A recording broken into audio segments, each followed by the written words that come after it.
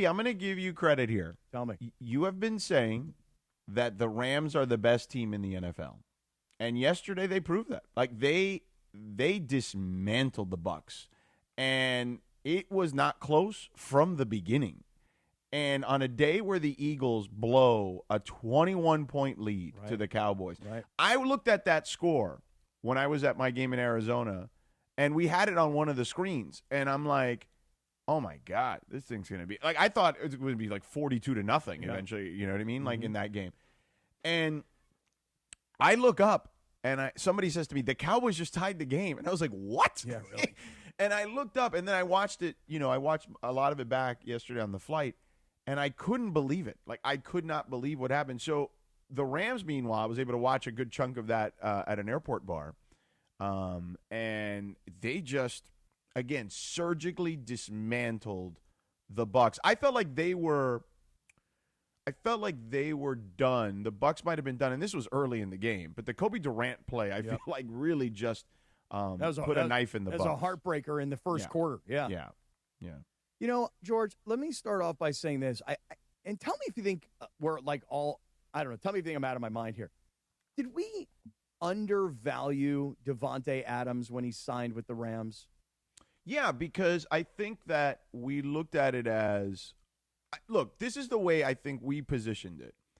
And I don't think we undervalued is an interesting term because I think we valued him because when Cooper Kupp was gone, I remember having this conversation with you and saying, Cooper Kupp is not the same player anymore. Like, it's just the reality of all the injuries catching up to him.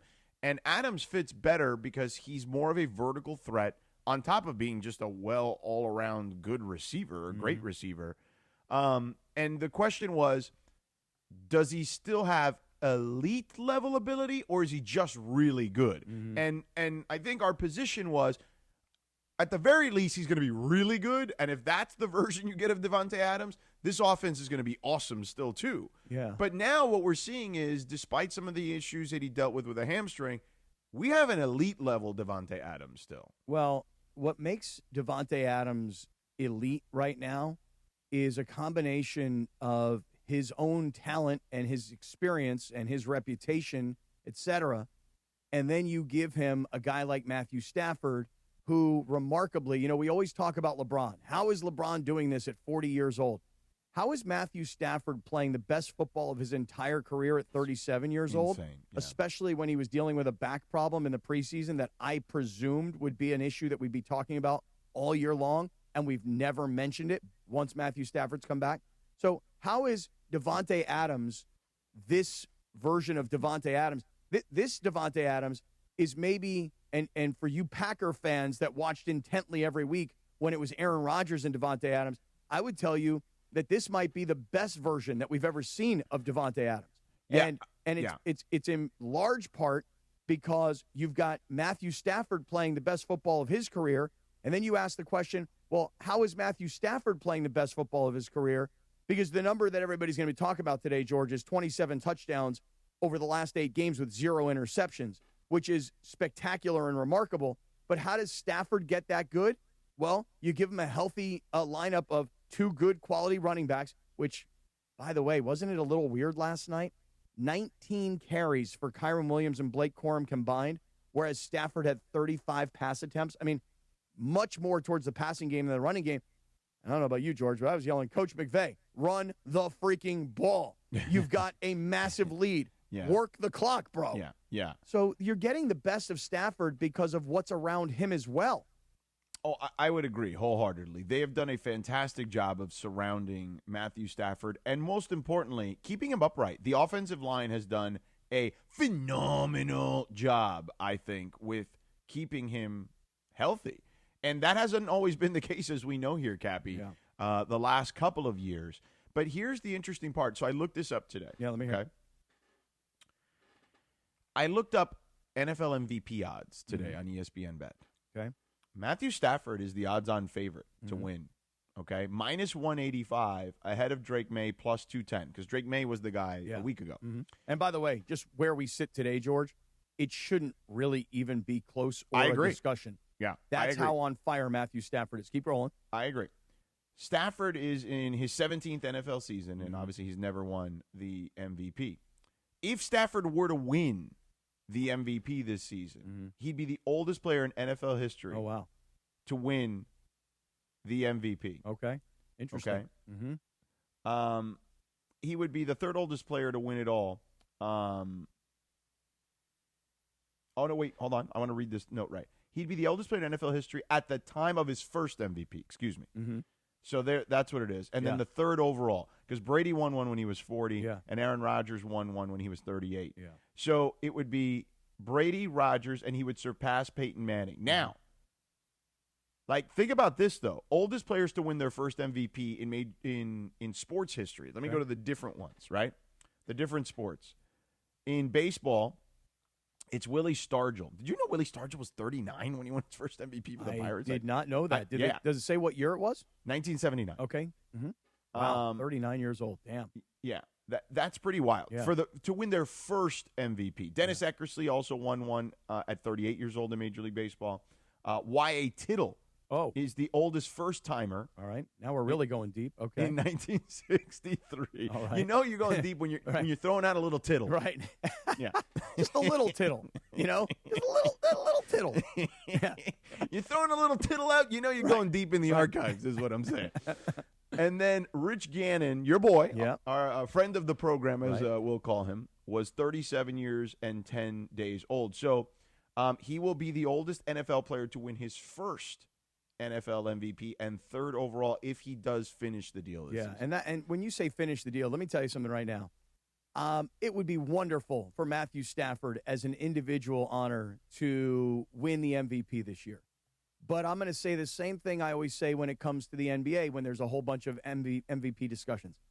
I could care less about an individual honor because you just said if he finishes it off. Finishing it off for Matthew Stafford is winning the Super Bowl. Finishing it off for the Rams is winning the Super Bowl. Yes. And I would just ask everybody objectively, when you look around the NFL and you think maybe Philadelphia, who's already beaten the Rams in a game where the Rams should have won that game, they had 2 field goals blocked. I don't know if you see me, but I'm looking around. I can take a look at you, and you are looking over the entire landscape. You are way up here on the mountaintop, and you are looking down at the landscape, trying to find who is better than the Rams. It doesn't mean after Week 12 that the Rams are automatic Super Bowl winners. No. I'm just asking, when you look every team, Philadelphia, you look at Kansas City yesterday getting a win. You look at Indianapolis going to Kansas City off a bye, needing a win. You look at New England. I'm using, it doesn't matter which conference it is. You look around both sides, AFC and NFC. Somebody please at this point find me who is better than the Rams, because I don't think anybody's even close. And I've been saying it all year. It's in part the experience of the quarterback. Right. It is the use of the 2 running backs with equal carries. Yeah. It is 4 tight ends so that when one goes down, you've still got 3. Yeah. It is the health of the offensive line. And I'm going to bring it right back to where I asked you at the beginning, George. Bring it back. Did we undervalue Davante Adams? We knew what Puka Nacua was. Yeah. But Davante, because he'd left Green Bay and the disaster of the Raiders and how intimately we all got to see that because of the TV show Receiver. And don't forget the Jets. And then goes to the Jets. And remember, McVay is the guy that when he introduced Davante Adams said, we got a dog on our team. Let me show you some highlights. He didn't go back.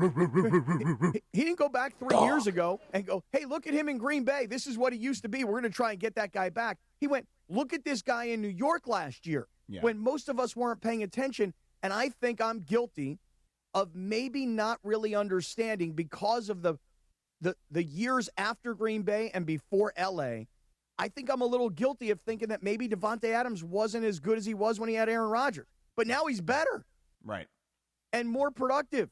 Because Matthew Stafford is way better. It's just what we're watching right now with the Rams. And last night, when I say we're watching, George, let me tell you something. You talk about an organization that continues every single game to cultivate more of a fan base. I don't know about the rest of you guys, but last night you could see it, feel it, hear it, touch it. That SoFi Stadium last night was on fire. So you're saying a palpable sense inside. Palpable would have saved me about 4 words. It also actually felt like a home game. That's my point, right? Didn't it feel it like felt like a Rams home game last night? Yeah. For the first time since I've been around this season. Yeah, I mean, that's awesome. It really can you agree? It's growing, it's building. It is. You know, like the Rams are doing such a great job. Sometimes things take a while to warm up, 10 minutes or so, and for them it took 11 weeks. Right. Well, and here's what I would say, and Cappy, I think this is what you're going to get to. You know, you want to talk about underestimate or undervalued, right? Underestimated in this particular case. It was 20 years there was no football here. That's right. Okay, local football. Okay, in regards to the NFL.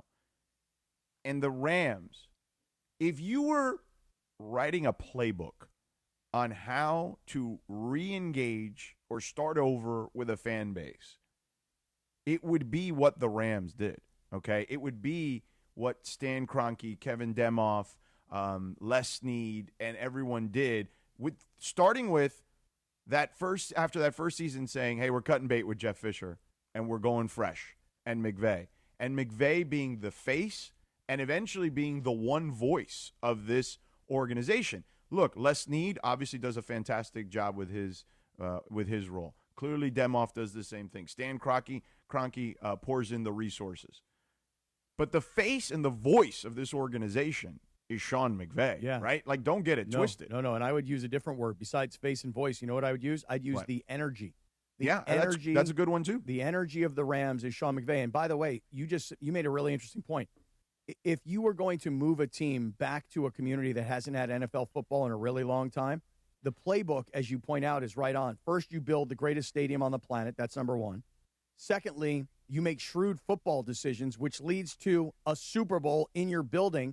But you know what, George? I think we can both admit now, even that was not enough. It happened so early that it wasn't even enough to get the entire city of L.A. energized, Dodger style, Lakers style. It was early.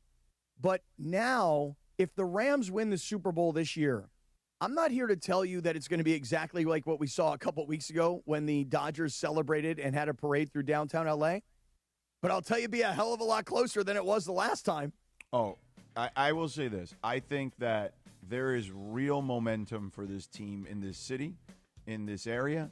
And, again, they have absolutely nailed the playbook on how to rebuild a fan base in a community like this where they were gone from and returned to. I mean, a masterclass of how to do it. And by the way, I'll finish with this. I'll tease it, but I'll just say this. They've done more than just build a football franchise. You mentioned the word community. I'll talk about that coming up. Thank you, Cappy. I love it, Cappy. Look at hold on a second. Can we give Cappy some freaking credit? He is on fire today. I'm in a great mood today. Hey, you want to talk about masterclass?